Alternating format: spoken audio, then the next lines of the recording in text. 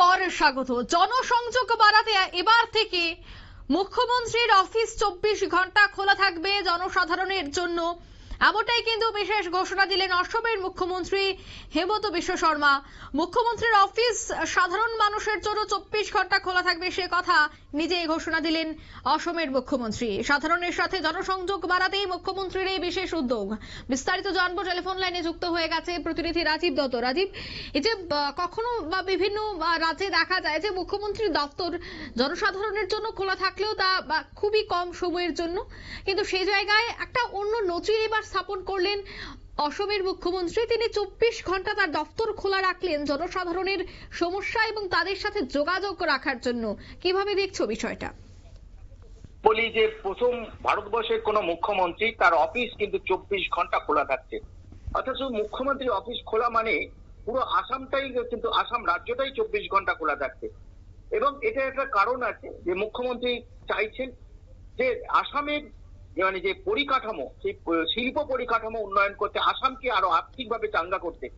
শুধু মুখ্যমন্ত্রীর অফিস খোলা নয়, কয়েকদিন আগে মুখ্যমন্ত্রী ঘোষণা করেছেন যে ডিব্রুগড় এবং গৌহাটি এই সমস্ত দুটো শহর এবং গ্রাম অঞ্চল, যে শহর সংলগ্ন গ্রাম অঞ্চল, সেখানে কিন্তু 24 ঘন্টার দোকান ব্যবসা বাণিজ্য খোলার অনুমতি দিয়েছেন তিনি। অর্থাৎ রাত 2টো পর্যন্ত খোলা থাকবে এবং গ্রাম অঞ্চলের দিকে তো রাত 11টা পর্যন্ত খোলা থাকবে। 24 ঘন্টায়, কিন্তু উনি বলছেন 24 ঘন্টা খোলা থাকলে আপত্তি নেই, এবং সেই বিজ্ঞপ্তি বেরিয়েছেন। অর্থাৎ যেমন ব্যবসা বাণিজ্যর উন্নতি করতে যে 24 ঘন্টার ডিব্রুগড় এবং গৌহাটিতে ব্যবসা খুলে রাখার অনুমতি দিয়েছেন। কারণ আমরা জানি যে সপ্তাহে ছুটিও দেননি তিনি, যে ছুটি একটা দিতে হয়। সরকারিভাবে এতদিন ছিল যে সপ্তাহে একটা দিন দোকান বন্ধ রাখতে হয় বা ব্যবসা বন্ধ রাখতে হয়, অফিস বন্ধ রাখতে হয়, কিন্তু সেইটা কিন্তু উনি উইথড্র করে নিয়েছেন। এবং সেই সঙ্গে এই সিদ্ধান্ত নেওয়ার পরই কিন্তু তিনি নতুন একটা নজিরবিহীন সিদ্ধান্ত নিলেন। ভারতবর্ষের প্রথম কোন মুখ্যমন্ত্রী এই সিদ্ধান্ত নিলেন, তার অফিস 24 ঘন্টা খোলা থাকবে। সেটা শুধু গৌহাটি নয়, গৌহাটি এবং ডিব্রুগড় দুটো জায়গাতেই তার অফিস রয়েছে, সেই অফিস খোলা থাকবে। কেন তিনি এই সিদ্ধান্ত নিলেন? বলছেন তার বক্তব্য হচ্ছে যে মানে অনেক সময় অনেক মানুষ আসতে পারেন না, দূর দূরান্তের মানুষ আসেন, এসে দীর্ঘক্ষণ অপেক্ষা করতে হয়, মুখ্যমন্ত্রীকে সমস্যা নিয়ে আসেন, জমা দিতে অসুবিধা হয়।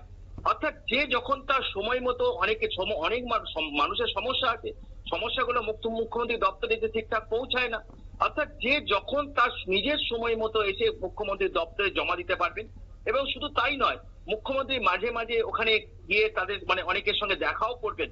এটা কিন্তু অ্যাকচুয়ালি জনসংযোগ বাড়ানো এবং সেই সঙ্গে আসামকে শিল্প বান্ধব একটা মানে রাজ্য তৈরি করার উদ্যোগ নেওয়ার পরিকল্পনা নিয়েছেন। কেন না, ধরো আসাম কিন্তু এখন বিনিয়োগের একটা স্থান হয়েছে। জানো যে কিছুদিন আগেই সেখানে রিলায়েন্স বিনিয়োগের সিদ্ধান্ত নিয়েছে, টাটারা বিনিয়োগ করেছে।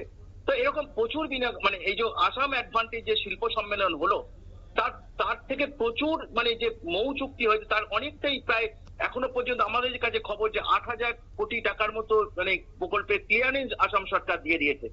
অর্থাৎ এই যে একদম শিল্প বান্ধব শিল্প স্থাপন করলে হবে না, মানুষের সঙ্গে মানে মানুষকে সেই সচেতন করতে, মানুষও যাতে সচেতন হয়, মানুষও যাতে বুঝতে পারে মুখ্যমন্ত্রী কাজ করছেন, রাজ্যের উন্নয়নের জন্য কাজ করছেন, মানুষও সেই উন্নয়ন কর্মযজ্ঞে যাতে যোগ দিতে পারে, সেই কারণেই এই ধরনের অভিনব সিদ্ধান্ত, যাতে মানে মানুষের সমস্যাগুলো সমাধানের পাশাপাশি মানুষও যে সরকারকে সহযোগিতা করে, অর্থাৎ আসাম সরকারকে সহযোগিতা করে, যাতে আগামী দিনে আসাম একটা মানে উন্নয়নশীল রাজ্যে পরিণত হয়।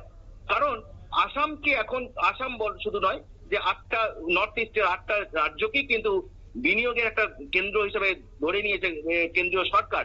তারা সমস্ত রকম সহযোগিতা করছে। জানো যে আসামে প্রচুর নতুন রাস্তাঘাট তৈরি হচ্ছে এবং কয়েকদিন আগেই দেখেছে যে কেন্দ্রীয় ভূতল পরিবহন মন্ত্রী নীতিন গডকরি তিনি ঘোষণা করেছেন 3 লক্ষ কোটি টাকা আসামে রাস্তাঘাট তৈরি করতে বিনিয়োগ করবেন। অর্থাৎ এই সমস্ত বিষয়গুলো কিন্তু যেমন একদিকে উন্নয়ন করা, আর একদিকে মানুষের সঙ্গে সম্পর্ক মানে বাড়ানো, যাতে মানুষের সুবিধে অসুবিধে, কারণ এই মানুষের জন্যই তো সরকারটা কার জন্য? মানুষের জন্য, মানুষকে পরিষেবা দেওয়ার জন্য। এমন দেখা যায় যে মানুষ পরিষেবা পাচ্ছেন না, অথচ সরকার বলছে পাচ্ছেন।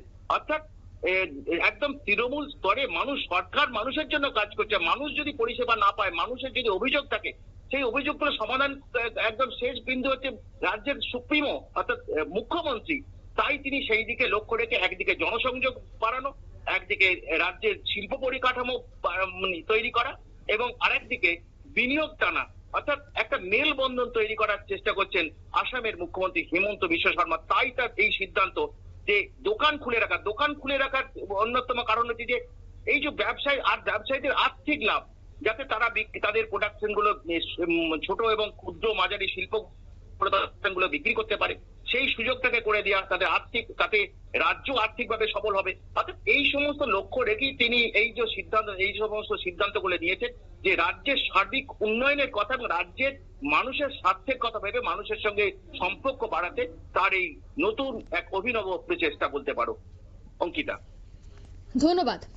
অর্থাৎ মুখ্যমন্ত্রীর সাথে যেন সেখানকার সাধারণ মানুষের যোগাযোগটা আরো বাড়ে এবং প্রত্যেকে যেন নিজের সুবিধা অসুবিধার কথা তুলে ধরতে পারে, তার জন্যই কিন্তু এই প্রথম হেমন্ত বিশ্ব শর্মা অসমের মুখ্যমন্ত্রী 24 ঘন্টার জন্য তার এই দফতর খোলা রাখলো। তার যে কার্যালয় বা তার যে অফিস রয়েছে সেই অফিস কিন্তু খোলা থাকছে।